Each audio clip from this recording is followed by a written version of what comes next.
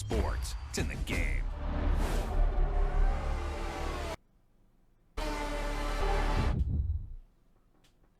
How weird is that for a Formula 1 game? It's EA's first Formula 1 game since F1, what was it called? F1 Champions 99? Was it something like that? Welcome to Switched On Gaming, Paul speaking, and welcome to my look at Formula 1 2021 on the PC. I'm going to make a few videos on this. Formula 1, a game close to my heart. It's probably, if you go back over the years, it's probably the only game or the only genre that's stuck with me from my very, very early days of gaming.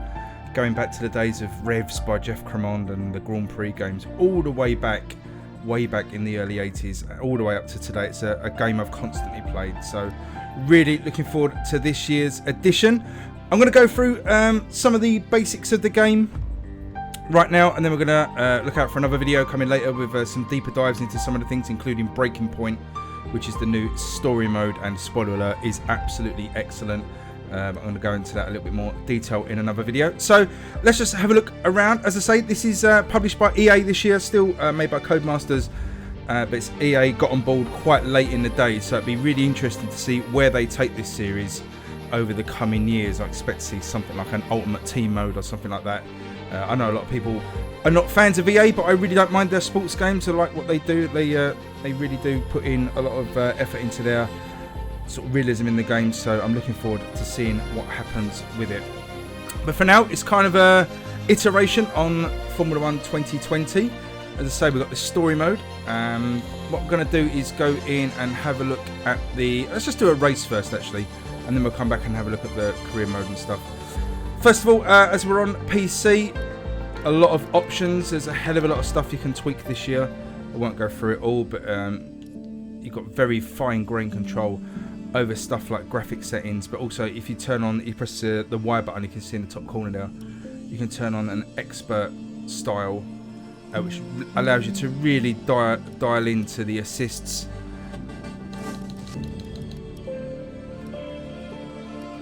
This gives you an absolute wealth of options that you can really get into. All sorts of stuff. So I'm going to go back to standard, but yeah, just if you're not interested in changing a lot of settings, you can just leave it on casual and just sort of change the basic settings. I'm not sure if that's on the console systems as well. I assume it is, but let's do a race and see how the game plays. So at the moment it's got data for Formula 1 2021 season, although we'll come back to that in a second because it's not quite true. And you can also do a Formula 2 race with last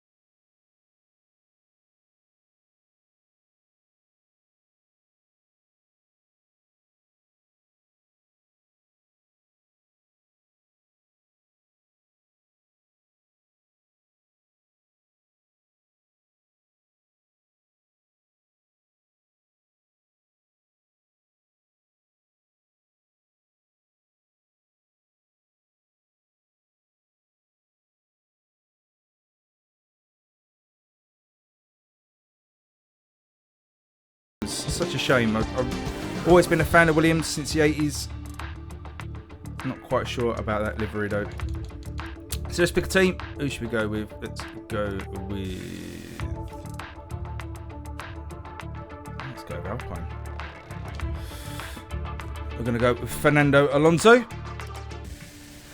back in Formula 1 this year after a long hiatus over in America. Won't worry too much about any of this stuff. Let's just dive in and show you how the game plays, and we'll come back when we're on the grid. So you guys get the same sort of intros. Starting, here's what nice today's grid rundown looks like. Starting grid feature. The Finn starts from pole position, and Max Verstappen lines up alongside. As we continue through the rest of the grid today, we have Perez, Hamilton. One thing I do wish that EA would have added in their games, and the same with FIFA and Madden to a certain extent as well. I wish they'd have sort of incorporated something of the pandemic as well. I know it's not going to be around forever, and it's going to maybe age the games, but it would have been quite a nice feature to have kind of, you know, face masks and stuff, and certainly on FIFA to have no fans in the stadiums. That would have been pretty cool. So here we are in Austria. We're going to do a few laps. Probably won't do the full race. We'll dive back in to the main menu and have a look through some of the other new features that are in the game. A couple of them are really cool. Oh, we've come to a standstill early doors. Gasly spinning up in front. Wait around the outside. And that is not an ideal start for this race. It should have been red flag, but we're away now. Now listen to the car.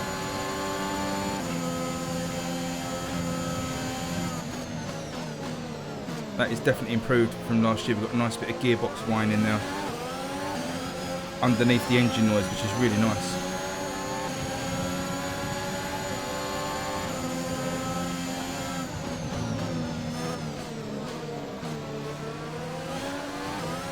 Playing with most assists on low. Or too wide, that's not going to work for Vettel and Alonso. Alonso sticking to his line. Oh, and Alonso yields a little bit. Can't win the race from here, but you can certainly lose it. Good racing there. We might go back and have a look at some replays in a second. Alonso took that a bit wide. We're settled in to 11th. Penalties all over the board as well for that earlier incident. Now at the moment I'm playing with an Xbox controller.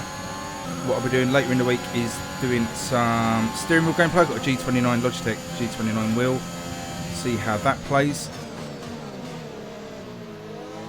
Try and drop that before Friday's launch. And then can Alonso make it stick this time up the outside? We're going to whack on some boost. No, Vettel squeezes Alonso out onto the curbs. Great racing this. This is what I love about these Formula 1 games. Codes really do now that feeling, you know, this isn't an arcade game. You can't just blast past people. You know, this is like 2 laps now. We've been in a bit of a tug of war with Vettel for 10th place. You know, it's not for first place. It really recreates these battles that happen in Formula 1 all down the field. You know, you may not get to see them on telly. We can now use DRS. DRS now available. Vettel starting to get held up by Sonda in front. Whack on some DRS. Vettel's got his wide open as well. He's going past Sonda. We go down the inside, 3 wide into the corner. Can we be braver? We can, and we get both of them. 2 cars in one go. Great job. Really impressive. Thank you. Some great action now. I don't know if we can get a... can we get a replay? We can get a replay. Let's have a look at that. Let's get a different camera angle. Is there camera angles? See if we can get a TV angle. Yeah, let's have a look. 3 wide into the corner. Alonso up the inside. Brakes all lit up. Got different filters that you can apply in photo mode as well. Not bother with that. Just have one more look at that move. Alonso focusing on Sonda around the outside, and we'll just nick up the inside. Good stuff. So we'll probably dive back in to the main menu, but just to say before we leave this, actually, just talking a little bit about the gameplay, I suppose. As I say, I'm on an Xbox controller. It feels absolutely superb.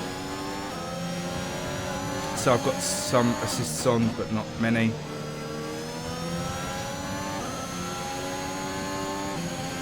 And yeah, it just feels really good with the controller, and the rumble's really good. Obviously the wheel's going to feel amazing, so I can't wait to give that a try later in the week. But there we go, we got up to 8th. Let's go back and talk about some of the other features in the game. That's a new fastest. We'll just have a quick look around some of the other options here, and then maybe we'll finish up with a little bit more gameplay. But as I say, there's some new modes this year, apart from the breaking point mode. In the career mode, you can now take on... Where is it? I think it's under driver. You can start in F2 or go straight into F1. And this is the new feature that I can't wait to get going. You can play a real season start. So it says there, choose to start from a specific weekend from the real Formula 1 2021 season. Stand-ins will be the same as they were in the real championship, and more start points will be made available as further real-world points are completed. So you can actually dive in, take over one of the drivers, and play from any of the races available. So you can see here as we go through them at the top, this race is not yet available as a starting point, but we can, for example, start from Austria on the 1st of July, even dive in on the British Grand Prix, which is taking place this weekend, and you can take over as any of these drivers. So we can go in as who should we go in? Let's go in Lando. So yeah, some of the new features in career mode this year. We've got, well, it's a 10-year career mode, which is pretty cool. There's updated R&D, so those that didn't like the skill tree and stuff and fiddling about with that, this year you can leave that all automated to the AI, which is pretty cool. And there's also practice mode, instead of having to run all the practice events, which were quite interesting at times, but you know, after sort of a few years of seasons, got a bit of a drag, so you can now actually just skip those as well and just gain the points. Just going through the tutorials of those there. So as you can see, we've dived right in to the middle of the career, just after the Austrian Grand Prix. We've got 101 points in 4th place. So you can see the R&D now.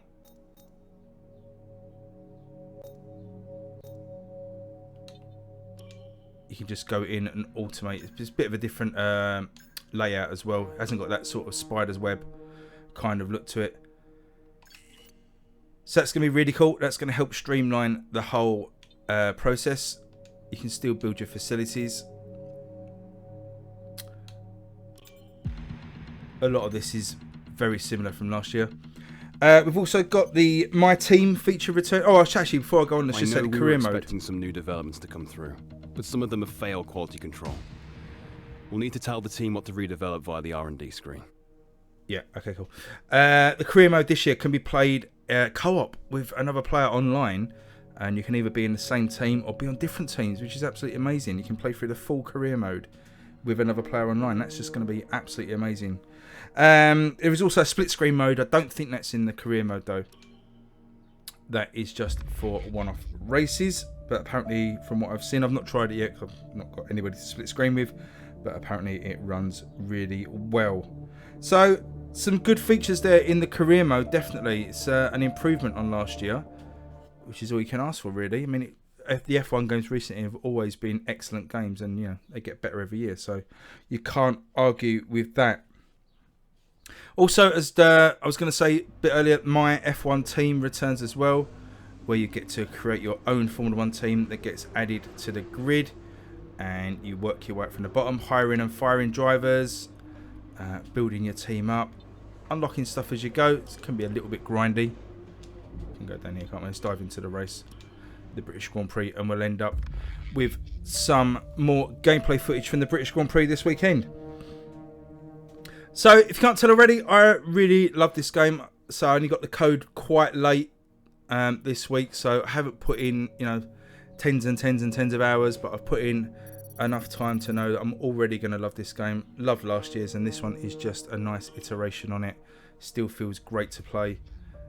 This is my first Formula 1 game on the PC for a few years, actually. I was playing on the PlayStation 4 before, which was nice, but the PC version is absolutely stunning. think this is going through all of the practice sessions and giving me R&D points and stuff. But here we are, British Grand Prix. Don't know what the weather's going to be this weekend. Minutes away from starting. Changeable in the UK minute. Okay, this is the team's home. We're in English because that's quite changeable. It means the weather's rubbish. Really heavy rain recently. But hopefully it'll be nice. And we're away from 19th on the grid. Lando Norris, home Grand Prix. George Russell just up ahead as well. And of course Lewis Hamilton. We're accumulating some wear on the MGUK. That's not To a good manage start, is this, it? we'll need to lower our ERS deployment mode. Engine's knackered already. Talking of failures and damage, there is actually a new damage model this year in the game. Unfortunately, it isn't quite reflected visually, but you can get damaged side pods, damaged barge board, as well as the usual sort of wings and stuff. There's new tyre damage as well. You can get like complete separation of the outer wall, which looks pretty cool. So that's good. So it's unfortunately the side pods. Right, we have a very worn out MGUK. Our battery charge speed is suffering, and if it gets much worse, we could be forced to retire. That's not good start. We're already talking of retiring due to an engine fault. So that's not good for Lando, but good for the game that these sort of random things can pop up.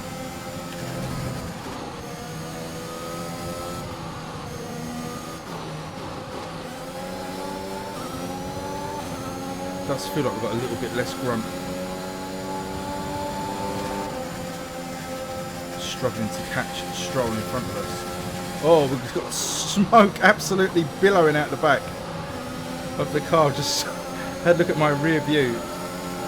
Whoa. Be careful with the front wing. You've taken some minor damage. Check your MFD for a new strategy option. New strategy, we need a new car. Look at the back of the car, just absolutely billowing smoke.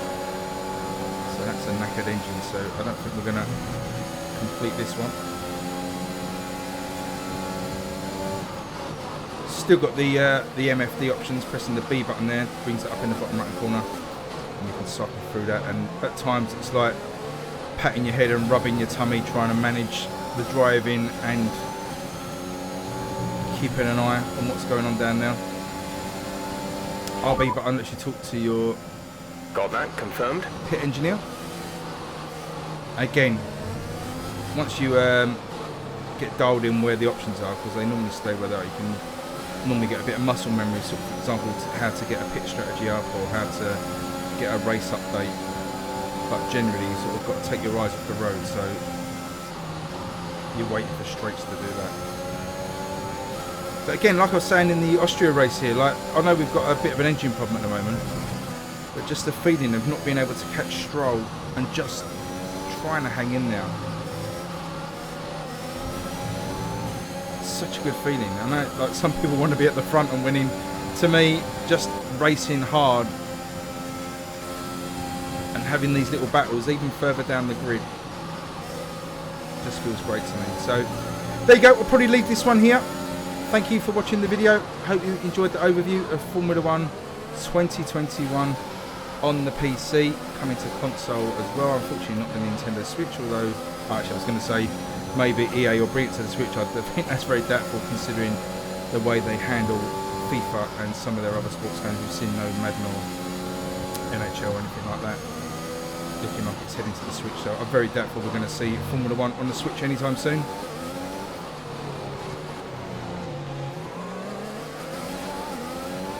We're not going to catch Stroll in this one. So there you go. Thanks very much for watching. Really appreciate it. Give me a thumbs up if you enjoyed it. Please subscribe if you're new. Leave me a comment below if you're going to be picking this one up on Friday,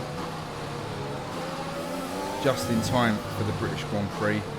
Hope you all enjoy that, and keep an eye out for some other videos on Formula 1. Next one I could probably be looking at Breaking Point, the story mode in the game, the new feature. So check that out as well, please, and I will see you all again soon. Thanks for watching. Bye bye.